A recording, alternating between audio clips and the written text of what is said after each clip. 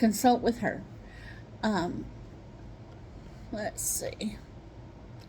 What do I do if I suspect my 4-year-old child has a disability?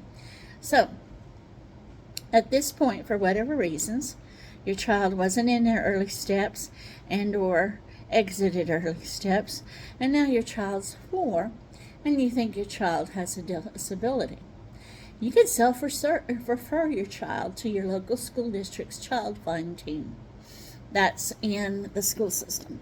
Hang on. Friend told me the other day my voice doesn't hold out real well because I don't stay hydrated. So I'm trying to remember. Okay, so you self-refer to the school district's child find team. That team's charged with evaluating children suspected of having a disability who aren't enrolled in the public school system for whatever reasons. All school districts have a child find team that's responsible for evaluating students from 3 to 21 suspected of having a disability and not enrolled in public school. You can call your local school system to get the name of the child find coordinator. Or I think I heard her trying to say that she was going to try and find that and put it into the chat. We always recommend that you put your request in writing and keep a copy for your paper trail. So it's perfectly acceptable to put your request in an email because you can print and use the email for use the email to prove what you're saying if you need to. My 3-year-old already has an autism diagnosis from a doctor. Why does the school district say I still need an evaluation? So an evaluation for a medical diagnosis is just different than an evaluation done for a school classification. A medical diagnosis of autism is based on the DSM, Diagnostic and Statistical Manual, or DSM, for autism. The manual includes a set of diagnostic criteria or a list of symptoms that healthcare professionals use to determine whether a patient meets the criteria for one or more diagnostic categories. An educational classification of autism is based on the educational needs of the child and uses a different criteria than the DSM manual. Some children will qualify for special education services under other categories like other health impairment. That doesn't make them not autistic. It just means that they don't meet the criteria in the school system at this time. It also doesn't mean they won't meet the criteria of autism in the school district in the future. The most important thing to keep in mind is qualifying rather than classification. IDEA is very clear that a student's IEP needs to meet his or her unique needs. Regardless of their school classification, your child's needs should be met, regardless of what that classification is that they use. Does children with only speech delays really qualify for special education services? I get that question pretty often too.